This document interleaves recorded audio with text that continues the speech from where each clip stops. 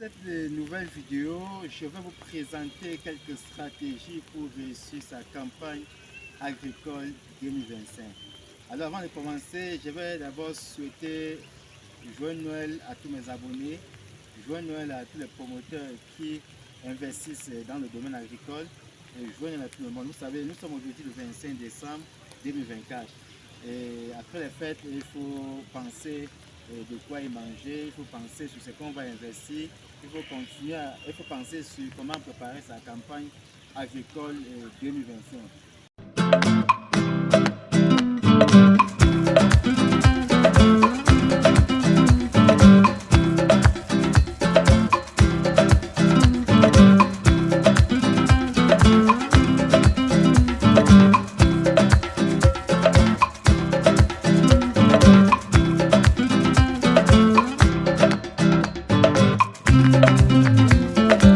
Alors comme vous le constatez, nous sommes dans l'une des pépinières de l'Afrique centrale et actuellement les plants sont en pleine croissance en pépinière.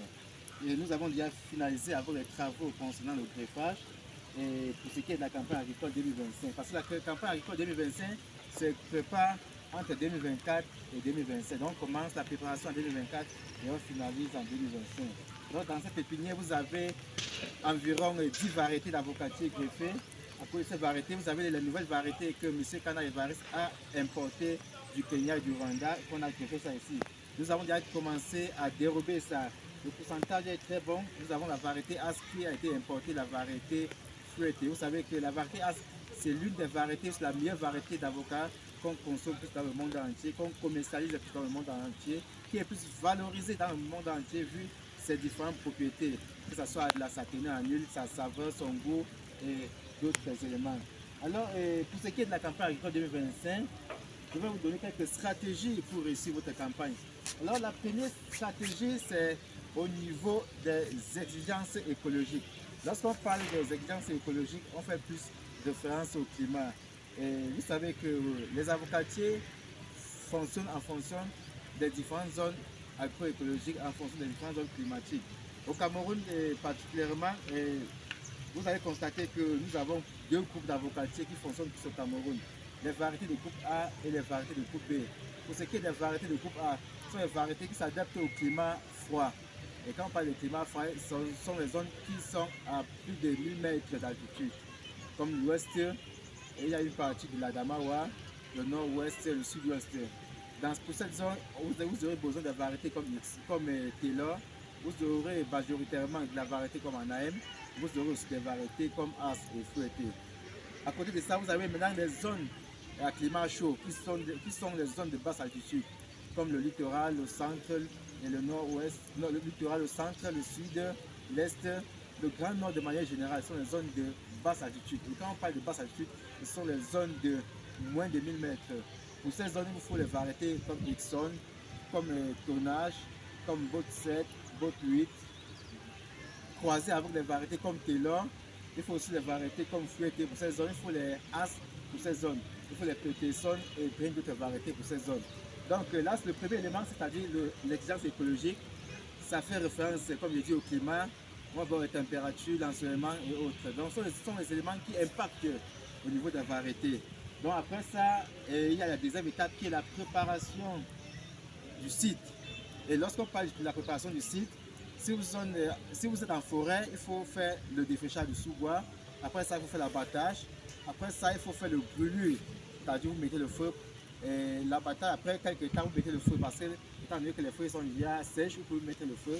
Ça brûle. Dès que ça brûle, là, vous venez maintenant avec le scieur. Vous faites ce qu'on appelle le tronçonnage. Vous tronçonnez. Après ça, vous faites ce qu'on appelle l'endénage. C'est-à-dire, vous recoupez en tas et vous remettez encore le feu pour avoir un site qui est bien propre. Donc tout ça se fait entre décembre 2024 et janvier 2025. Donc lorsque le site est propre, vous revenez maintenant en début février ou ça fin février pour commencer avec les travaux de piquetage. Pour ce qui est de piquetage, c'est-à-dire on va identifier les zones où on va planter les arbres fruitiers, ou faire les avocatiers et les autres arbres fruitiers.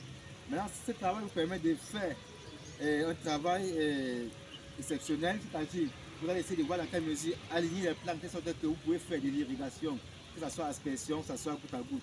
Donc le piquetage consiste à identifier, à repérer les là où vous allez planter les trucs. Après avoir repéré, vous faites l'alignement pour que ça soit plus esthétique et droit. Quand on parle pour que ça soit droit, l'avantage de ça c'est que si vous faites l'irrigation goutte à goutte, vous n'aurez pas de problème. Et donc là, je suis en train de mettre l'accent sur le piquetage. Donc, piquetez comme ça maintenant. Après le piquetage, vous serez fin février, début mars. Début mars, maintenant, vous commencez à faire la trouaison. Vous faites de la trouaison sur le site. Après avoir fait de la trouaison, vous appliquez de la fiente de poule, de porc, des autres animaux aussi, de bœufs et autres. Lorsque vous appliquez de la fiente, vous attendez 2 pluies. Donc ces 2 pluies-là, ça va permettre que la fiente se décompose. Dès que ça se décompose, là, vous venez maintenant avoir les avocatiers, les arbres fruitiers, tout ça. Vous plantez là, vous faites début avril. Parce que les pluies, là, deux fois sur la masse, début avril, vous faites là le planting. Donc là, ça là vous épargne de certaines dépenses comme l'irrigation. Parce que quand tu plantes tout, avant au départ des pluies, il y a des plantes qui ont fait près de 5 mois au sol. Donc tu as plus besoin d'arroser. Sauf si vous êtes dans les zones où il fait excessivement chaud, là vous pouvez maintenant arroser.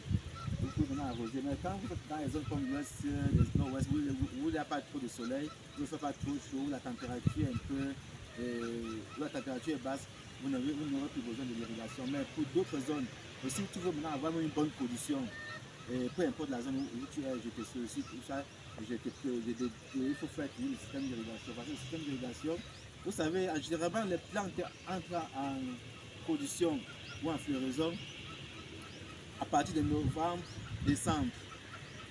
Décembre, c'est en floraison. En janvier, les premiers fruits commencent à se former. Et quand ça va en floraison comme ça, et qu'il fait trop chaud, s'il fait trop chaud, les fleurs vont avorter, la plante va avorter.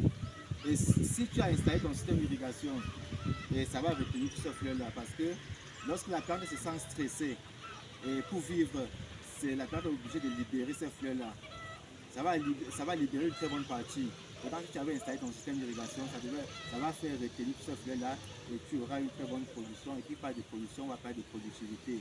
Et qui parle de productivité, on va parler du chiffre d'affaires que vous allez faire. Donc cela va augmenter votre chiffre d'affaires.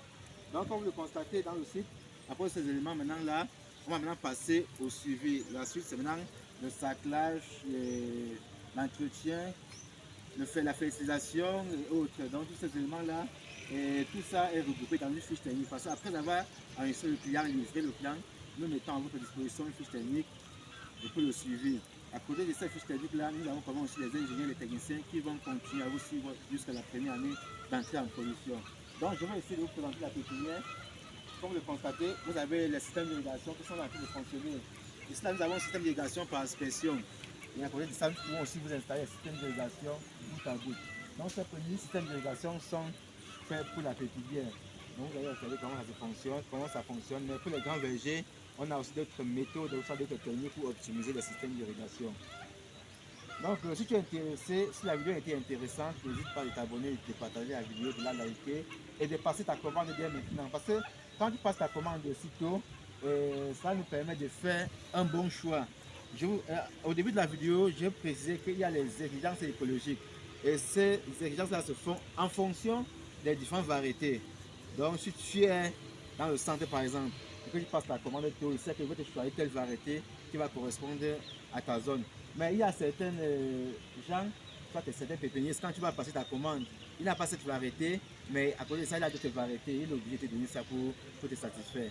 Donc, raison pour laquelle je vous conseille de passer la commande dès le greffage. Donc, ça nous permet de sélectionner les meilleurs plans, de deux, de faire aussi le meilleur choix au niveau des variétés. Donc, je vais m'arrêter à ce niveau. Si la vidéo a été intéressante, n'oublie pas de faire ce que je viens de dire là. Ciao.